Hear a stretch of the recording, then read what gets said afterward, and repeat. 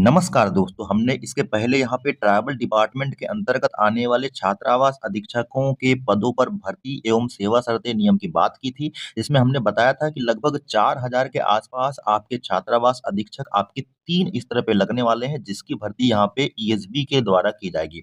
जी हाँ दोस्तों, 1 से 8 के छात्रावास अधीक्षक के लिए आपके 2400 ग्रेड पे भर्ती होने वाली है।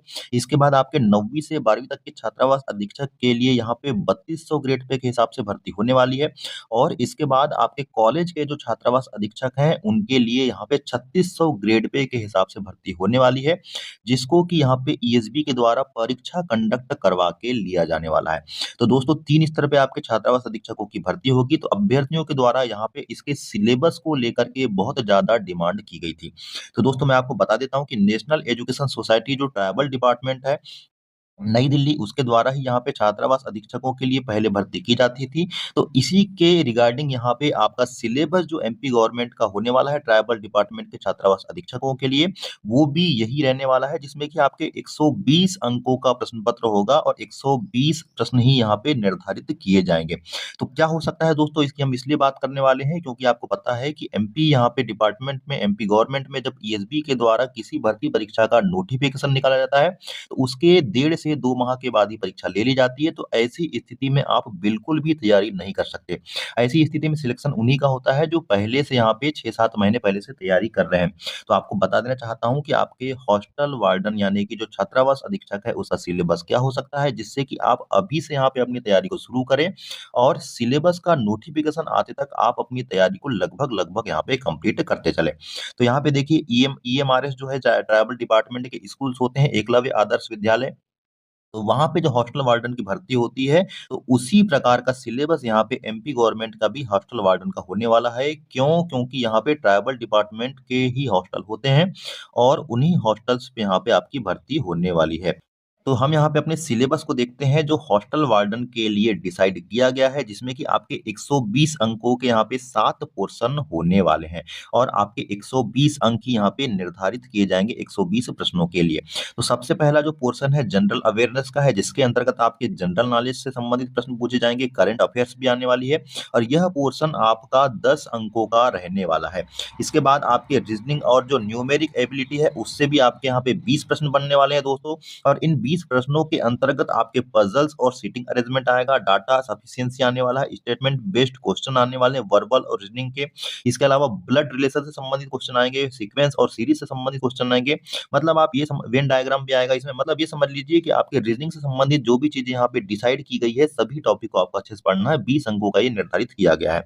आपको मैं आखिरी में बता भी दूंगा किस अंक से कितने क्वेश्चन आने वाले हैं, इसकी पीडीएफ भी शेयर कर दूंगा। आप टेलीग्राम चैनल पे भी ये जो पीडीएफ है इसको देख सकते हैं, इसलिए टेलीग्राम चैनल को डिस्क्रिप्शन बॉक्स में जो लिंक दी गई है उससे जाकर के डाउनलोड कर लीजिएगा।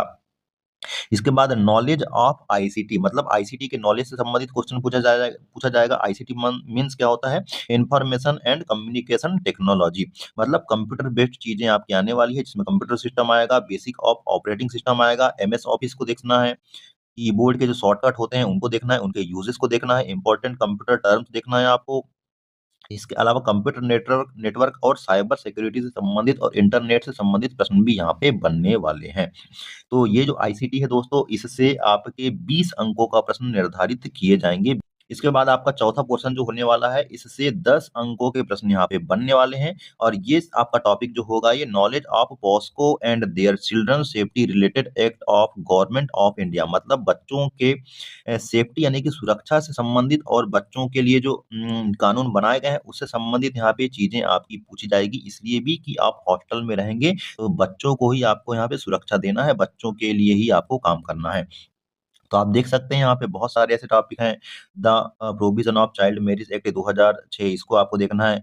Protection of children from sexual offence act 2012 इसको देखना है। मतलब इस प्रकार के जितने भी सेक्सुअल ऑफेंस रूल्स है और बहुत सारे चाइल्ड लेबर है, immoral traffic prevention amendment bill 2006, ये सब चीजें आपको क्या करना है, देख लेना है। तो ये आपको मैं सिलेबस को शेयर कर दूंगा, तो आप यहाँ पे आपने कहना चाहिए इंटरनेट के माध्यम से भी इन सभी को सर्च करके टॉपिक वाइज अपना नोट्स बना सकते हैं और देख सकते हैं, अभी से इसकी तैयारी कर सकते हैं। तो ये आपका चौथा जो पोर्शन है 10 अंकों का होने वाला है।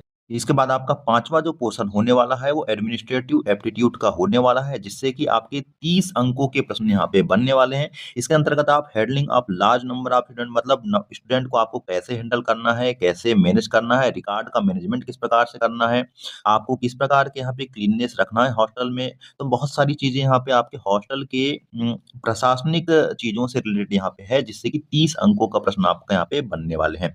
इसके बाद आपका अगला जो पोर्शन होने वाला है दोस्तों, ये आपका लैंग्वेज कॉम्पिटेंसी टेस्ट होने वाला है, जिसके अंतर्गत आपको 3 लैंग्वेज आने वाली है।